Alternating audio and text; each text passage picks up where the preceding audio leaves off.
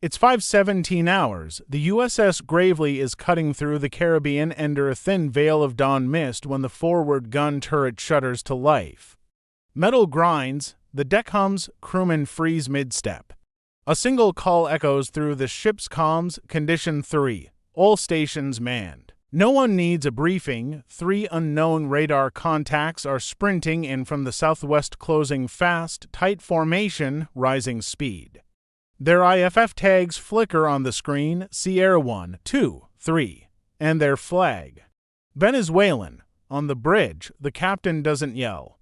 He just gives short, cold orders that ripple through the decks like current through a wire. Magazines unlocked, helmets on, safety covers off. Below deck, the Combat Information Center CIC locks onto the contacts, range decreasing. Bearings steady, 28 knots and climbing. They're coming straight in. The destroyer's 5-inch Mark 45 turret swings a few degrees starboard. Not enough to threaten, just enough to be seen. Negative, sir. Small craft. Likely fast patrol boats, minimal radar signature. They're running light, just speed and nerve. These aren't random fishermen. Whoever's driving them knows exactly how close they can get before crossing the line. Gravely's electronic warfare suite hums alive, spreading sensors across the spectrum, recording every ping, every radio emission. Up top, sailors scan the horizon, no shapes yet, just the flicker of water trails. They've done this drill before, but not with Caracas this angry. Because this time, the order isn't standby, it's show presence. Inside CIC, the operations officer leans over the tracking console. Contacts inside 12 nautical miles. Recommend mark as potential hostile intent. Copy, the captain replies. Maintain course, weapons free but hold fire. Below decks, loaders check the feed trays. CIWS cruise power on the Gatling guns. The turrets rotate, whining like a warning animal. What was a comm patrol is now one wrong move away from combat. These drills usually end in laughter, but drills don't fly another country's flag. Bridge, CIC contacts accelerating to 29 knots, understood. Closest point of approach, 4.6 miles, plot intercepts. The helmsman keeps her steady barely within international waters. 3 miles the other way, and lawyers start calling it provocation. Binoculars sweep the horizon, and then they see them. 3 fast movers slicing toward the destroyer's starboard beam. A move that says, "We see you, and we're not backing down." The captain keys the intercom. Engineering, maintain full power. We may need to maneuver. This is no longer a drill. For 2 months, Gravely has been part of Operation Sentinel South, a joint patrol to intercept narcotics and weapons smuggling near Venezuelan waters. Officially, it's law enforcement. In reality, it's geopolitical pressure. Just for days earlier, a U.S. helicopter sank a go-fast boat suspected of carrying weapons toward Curacao. Caracas called it aggression. Washington called it enforcement. Now Venezuela is answering with proximity and provocation.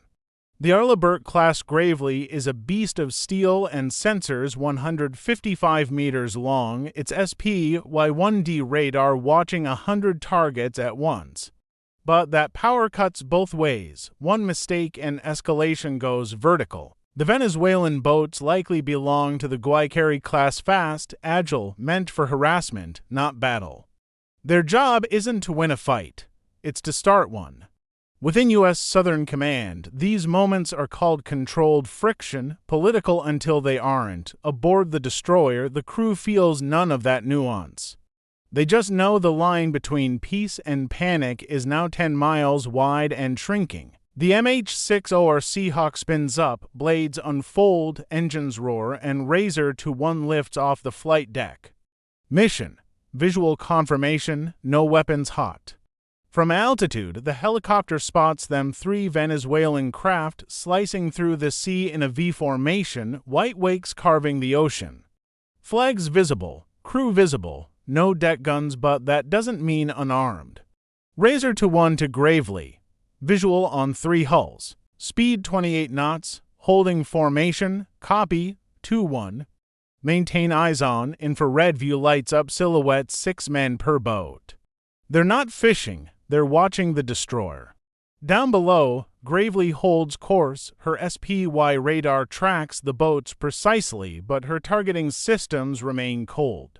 Because one radar lock could spark an international incident. Venezuelan naval vessels, this is a United States warship operating in international waters, the bridge broadcasts. You're closing distance at high speed. Alter course immediately. Then a reply, thick accent, heavy static. This is Venezuelan Navy patrol. You're close to our territorial waters. Identify your purpose. Gravely answers without hesitation. This is USS Gravely. We are operating legally in international waters. Maintain separation. The boat's slow, slightly. Now shadowing the destroyer 3.6 miles off her beam, a dance, deliberate, silent. Every sailor aboard knows the truth. It's easier to start a war than explain one. Rules of engagement are strict: no hostile act, no hostile intent, no fire. A radar lock might not even qualify unless it's paired with a weapon signature. So Gravely stands firm, calm, watching. The destroyer sails 14 miles off Venezuela's coast, legal but provocative enough for Caracas to claim trespass under its so-called Bolivarian security zone. Both sides know the truth. It's all about perception. By 5:34, the Venezuelan patrols peel away eastward. No radio, no signal, just silence. Gravely logs everything. Radar tracks, comms, heat signatures, even the temperature of her gun barrels. Razor to one circles once more before returning to deck. Washington will analyze every frame. Was this a test, a warning?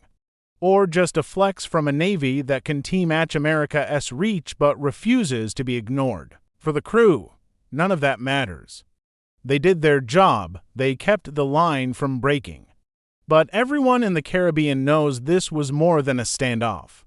It was a message one made not with missiles but motion. And next time, someone might not turn away.